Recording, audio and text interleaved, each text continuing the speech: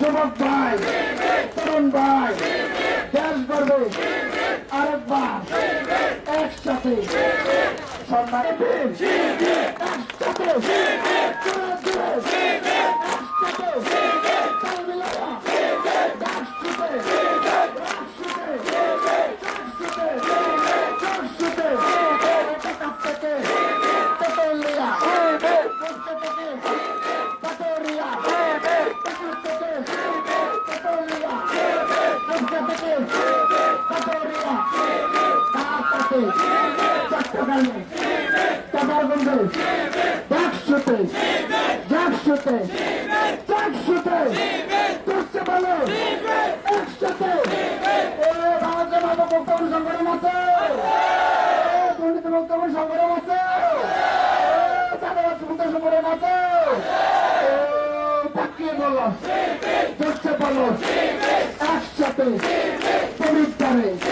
চাপার গেছে কালকা পরে শতান পরে একসাথে তালে তালে চেষ্টা বলো একসাথে যুবক ভাই, তরুণ ভাই, দেশ গর্বে আরেকবার একসাথে। ইসলামী ছাত্র শিবিরের প্রতিষ্ঠাকালীন সভাপতি শহীদ মীর কাসেম আলী ভাইকে আজকের এই র্যালি থেকে স্মরণ করছি। ইসলামী ছাত্র শিবিরের দ্বিতীয় কেন্দ্রীয় সভাপতি কামরুজ্জামান ভাই সহ সকল শহীদদের প্রতি যাদেরকে জুডিশিয়াল কিলিংয়ের মাধ্যমে হত্যা করা হয়েছিল। আজকে আমরা ইসলামী ছাত্র শিবিরের লক্ষ্য উদ্দেশ্য হচ্ছে একজন সৎ দক্ষ দেশপ্রেমের নাগরিক তৈরি করা। ইসলামী ছাত্র শিবিরের আদর্শকে মোকাবেলা করতে না পারে একটি দল আছে যারা ইসলামী ছাত্র শিবিরকে বিভিন্ন ট্যাগিং এর মাধ্যমে রোকে দিতে চায়, কিন্তু তারা জানে না ইসলামী ছাত্র শিবির বিগত 15 বছর স্বৈরাচারী আমলে কেউ রোকে দিতে পারে নাই, ভবিষ্যতে রোকে দিতে পারবে না ইনশাআল্লাহ।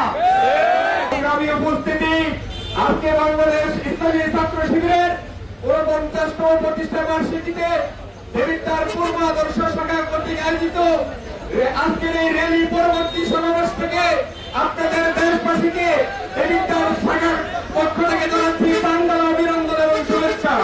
সংগ্রামী উপস্থিতি বাংলাদেশ ইসলামী ছাত্র শিবির তার প্রতিষ্ঠার পর থেকে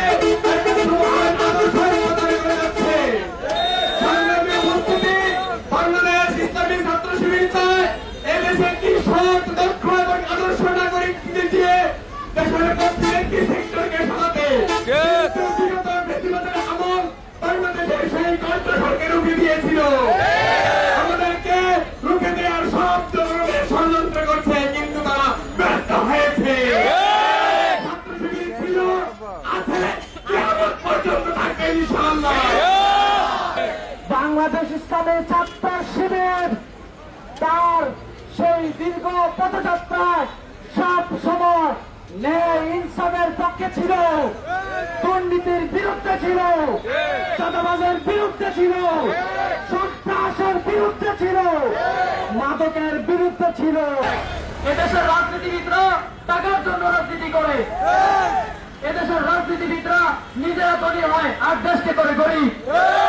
দেখা যায় অনেকের প্রার্থিতাও বাতিল হয়ে যায়।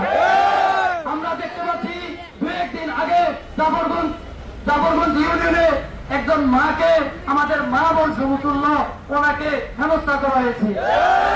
আমরা দেখতে পাচ্ছি এই জন্য আমরা ইমানের সর্বোচ্চ স্তর দ্বারা আমরা প্রতিকার করবো।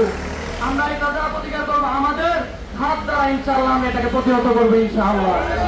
আমরা মুখ দ্বারা কোনো প্রতিহত করবো না, ইনশাআল্লাহ হাত দ্বারা এখন আমরা প্রতিহত করবো।